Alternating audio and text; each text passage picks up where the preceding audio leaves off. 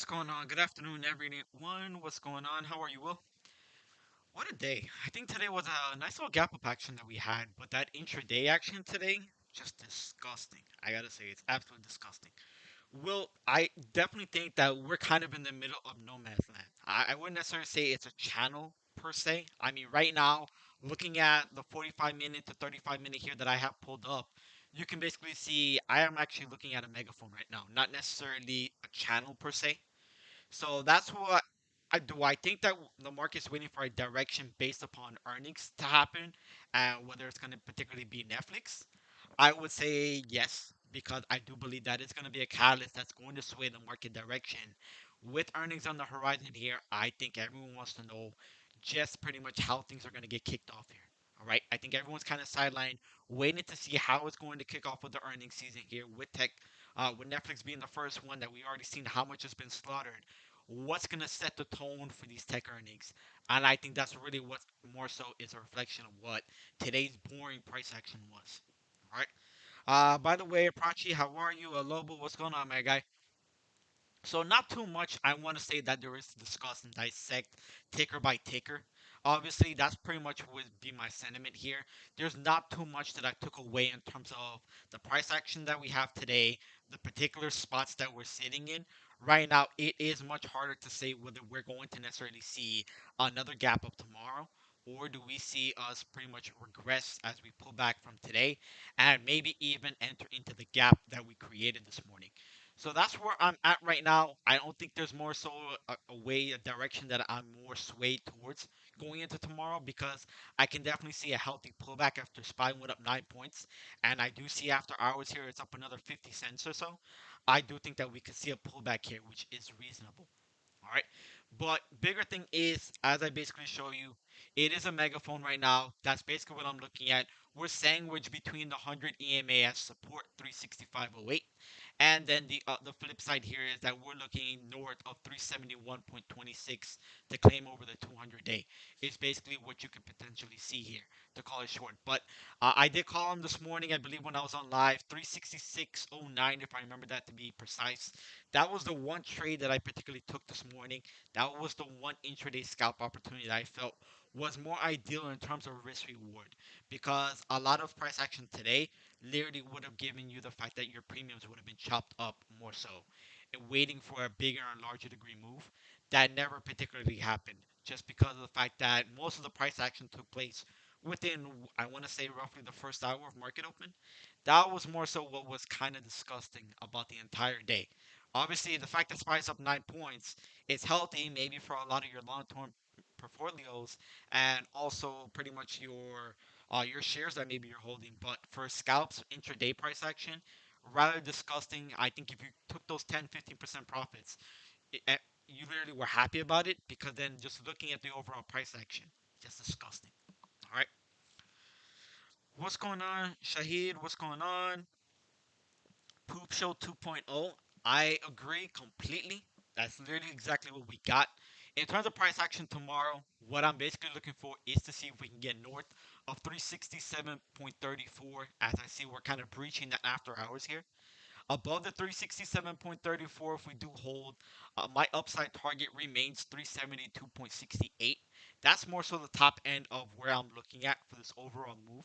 If we do get the upside action here tomorrow ahead of Netflix earnings, that's what I'm particularly looking at to see if that's going to potentially act as a local top. That's also about within a centimeter of that gap fill that we have from Friday. So 372.68 is what I'm looking at for the upside.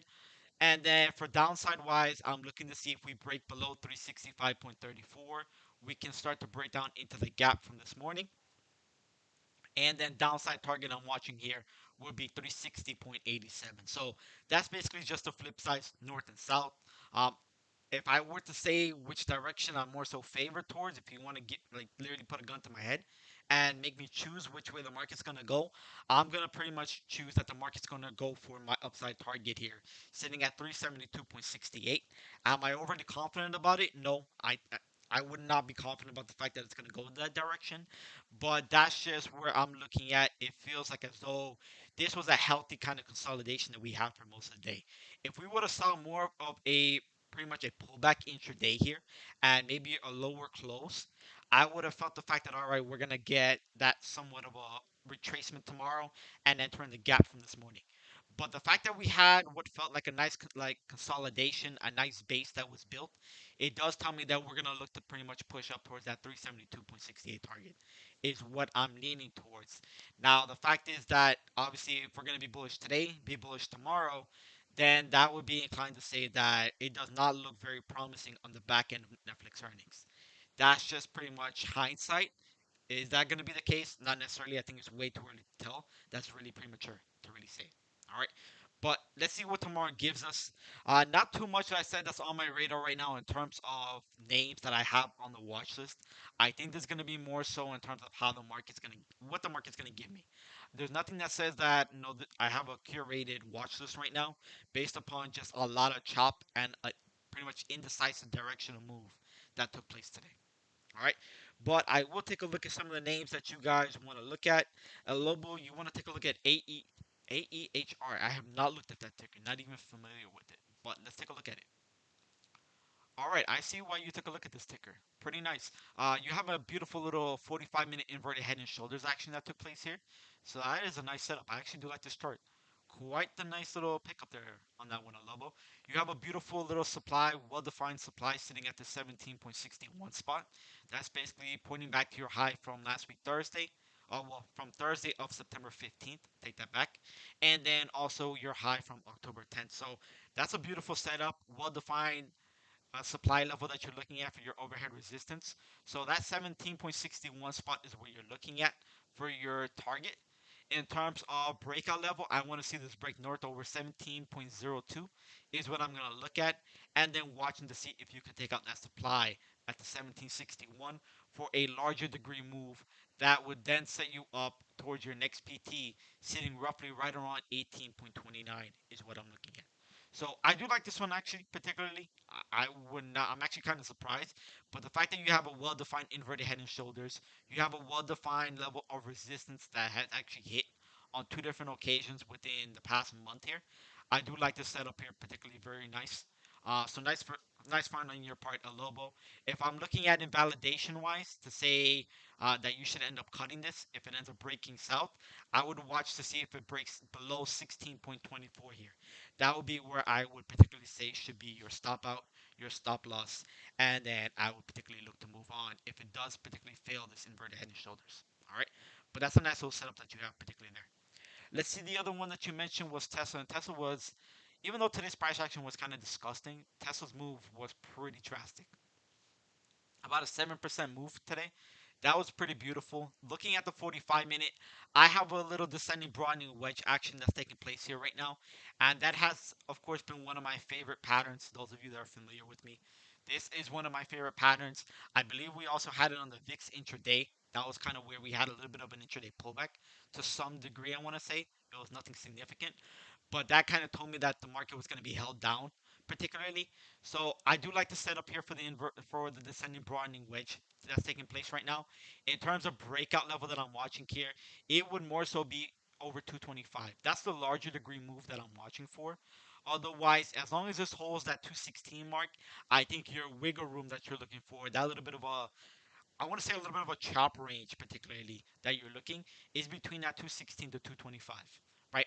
If you're looking for the larger degree move, I do believe that it takes place over 225.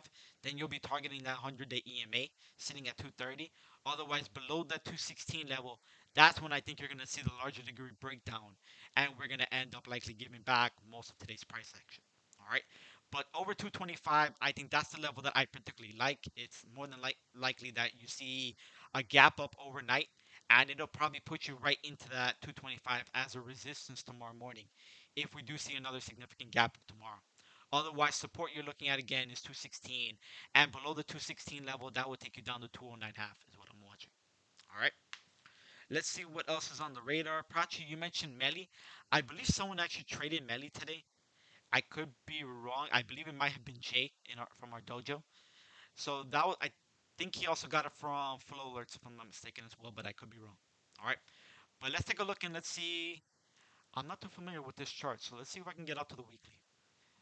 So you have a nice little falling wedge type of action taking place. It could potentially work to be an inverted head and shoulders off of the weekly. A little bit premature to say if it's actually going to make that move. I think it does need a bigger, larger degree move.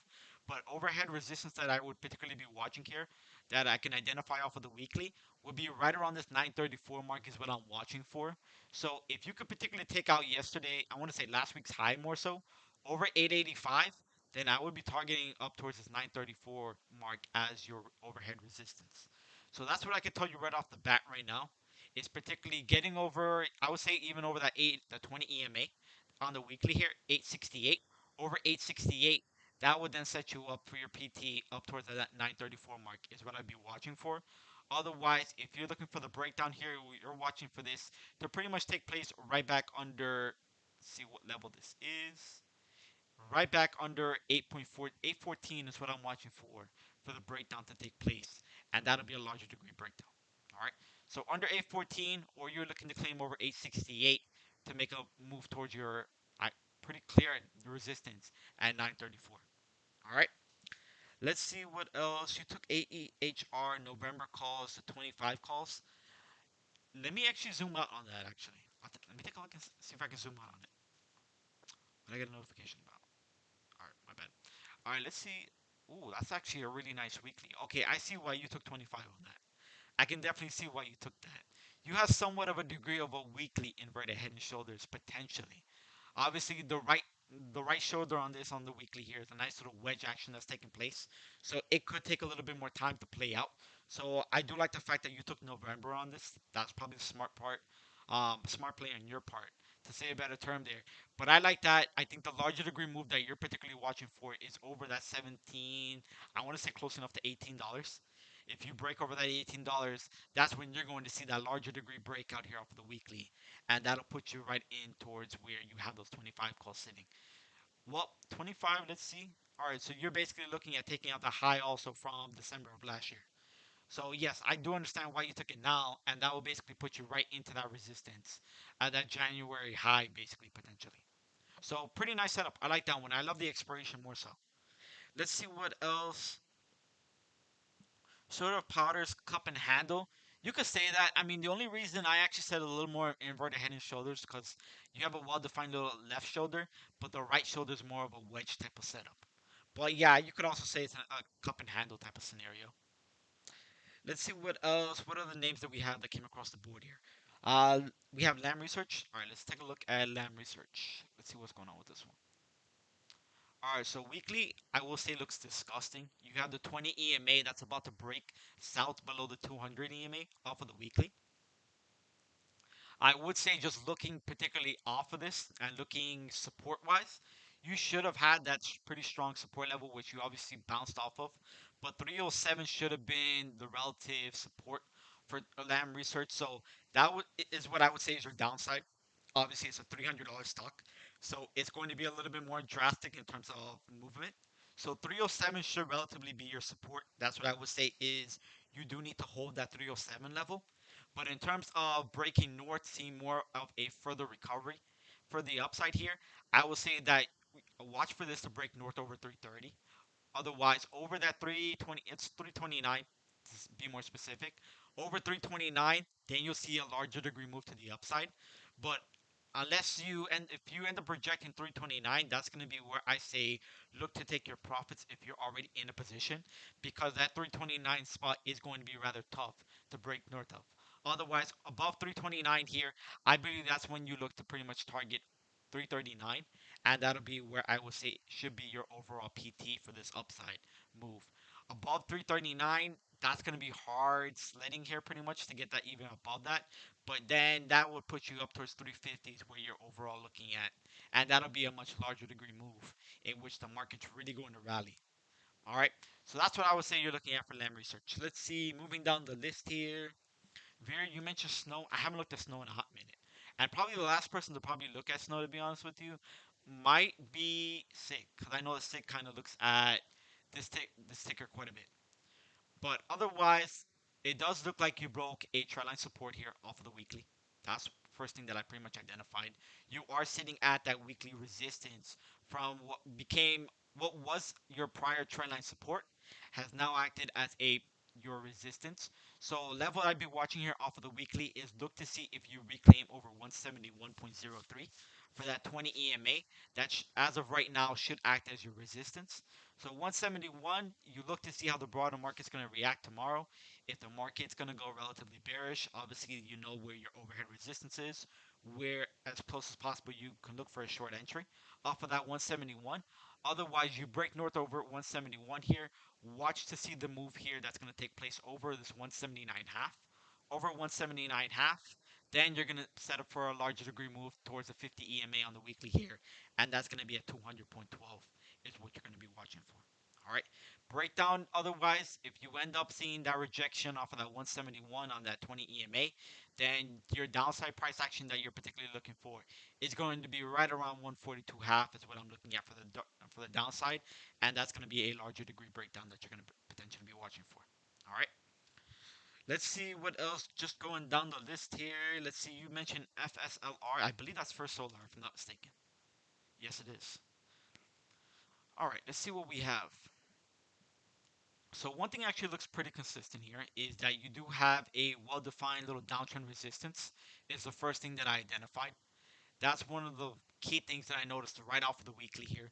So you can basically see exactly right where you ended up projecting. You had the wicks north of that trendline resistance. You were just never able to get a follow through on that, and hence the fact that you got the nice little rollover, the regression off of this, as it's not going to be coming into support sitting right off of this 20 EMA. So support is going to be sitting right at 110 flat, basically, is what you're going to be watching for. That would also put you in line with your high from the beginning of the year from January, and you're going to look to see if you build a base off of that 110. Otherwise, if you don't build a base and you can't hold at that 110 level support, then that's going to take you right down, and you're going to bring this right down towards 97, and in which case you're going to crack under $100 yet again. All right. So 110, below 110, you're watching 97. Otherwise, if you're going to have any kind of shot to reclaim, well, not necessarily reclaim, but make an attempt to push the resistance again, I would be watching for whatever given point that this ends up making a push above 128, and then you could play this back up towards that 140 mark to see if you potentially have a follow through this time over the uptrend resistance. All right, so that's just pretty much your levels north and south on FSLR. Going down the list, TGT. TGT was actually a newsletter play. We'll see how this actually plays out. I think it's still a little bit early on this one. But bigger picture here, you had the little head and shoulders that took place off of TGT. You have the megaphone that's taking place here as well. Upside that I was potentially watching for would be 152.57. So we can trade as high as 152.57. And I believe that the trend is still going to relatively be bearish. And if we're going to look for breakdown, then you're watching for downside price action. I'm watching is 140.85. But anything further than that, refer to the newsletter play, and you should have all the specific levels there that you can outline. All right. Going down the list, Alobo, you mentioned Moderna. I haven't looked at Moderna in a hot minute, honestly. Moderna's been a relative sleeper. That is a very nice chart, actually. That's a nice curl up that you have. You can make a case for a little bit of a cup that's made off of this. You did kind of base nicely off of that 50 EMA potentially here. So support you're watching here off of the daily 135.76. I believe that's looked to have based very nicely for continuation to the upside. Watching for the larger degree move to take place over 144.95. Over that 144.95, that's where I think it's going to get more interesting for Moderna. That'll also take out your high dating back towards September 12th, particularly, and then you'll see the larger degree move, in which case you're going to end up retesting what was a prior support, a nice little base action, and that'll put you up towards 156 half potentially is what I'm watching, and that'll kind of be in conjunction with your high dating back towards May 4th to be specific. So that 156 level is what I'd like for the upside here. If you could break north of the 145, that's what I would overall target. And of course, as I know, Alobo usually get far expiration, so that's definitely something you want to consider if you're going to end up looking for that larger degree move that I'm watching. All right. Otherwise, if you can't hold 135.76 here, then watch for this to particularly base down here, in which case that's going to bring it right back down towards 127, and that'll be right where it relatively had resistance dating back towards the end of September to the beginning of October, and that should rest as a pretty significant support at that 127 level. All right. Let's see what else could we take a look at. Let's see. Rip, you mentioned OMI. Is that crypto? Is that what I'm looking at right now? Let me know if this is actually the right ticker that you're particularly looking at. If not, I'll come back. But is it Owens and Minor? Let me know, or if that's crypto. I mean, that's probably the one thing I will say. Let's see. Ver, you're welcome. Drake, could you please look at Wolf? Wolf actually reminds me of the fact that I had a newsletter play on this not that long ago. But pretty nice setup here, I will say. You actually found a nice little base, nice support level right off of that daily 200 EMA. Solid bounce that's taken place so far. Key level of resistance to be watching on this one is right around that 105 half is what I'm looking at for resistance. So watch 105 half. You take out 105 half. Your next level of resistance is that 20 EMA here off of the daily. 107.73, and now I would be looking for the larger degree move to take place up towards 114 is what I would overall be targeting. All right. Otherwise, your base here, your support, well identified. You do see that this could potentially break down below 99.01, and you're going to trade right back down to that 200 EMA, which you're going to see if it's going to make a third attempt to hold, and that'll be at 96.27. All right. But this is pretty clear cut to me. You look for the breakout. Look for this to break out over 104.84. You look for the continuation above 107.73 resistance, and you trade it up to 114. All right, and I do like the fact that you pretty much based off of that 200 EMA back-to-back days before you got the solid bounce that you got today. So pretty nice catch on this one. I do like that one. I favored it a lot, and I will actually look to see if I actually add that one to my watch list tomorrow. Pretty nice setup on that. All right. Other than that, though, it looks like I will conclude today's session with that. I know that class is about to start here with Sig and Dapper. So we will conclude there. Christina, you are welcome. Alobo, I'm glad that you pretty much are looking at Moderna. And the good thing is that you're looking at December calls. So that is very smart on your part. All right. Price target raised last week to $300. It's a sleeper to me. Moderna's been relatively a sleeper since the fact that it's been one of the earlier names to more so roll over, and the fact that it's curled up as much as it has. I do believe that Moderna is very much a sleeper. So that's a name that. Do I want to particularly swing in this environment more so? Do I want to say I would feel much better after most of the tech earnings? If I want to be honest with you guys, I would feel a lot more comfortable swinging. But right now, it is a little bit more concerning. So, one of the bigger things I would say is just monitor your position size because the bigger key thing is that I don't think the bottom overall in the broader market is particularly in just yet. And that's the part of me that says just look to keep your positions a little bit lighter than when you typically would. All right. But otherwise, I am going to leave today's session as is. I know that class is about to start yet again. So tune into Sig and Dapper, and I will see you guys on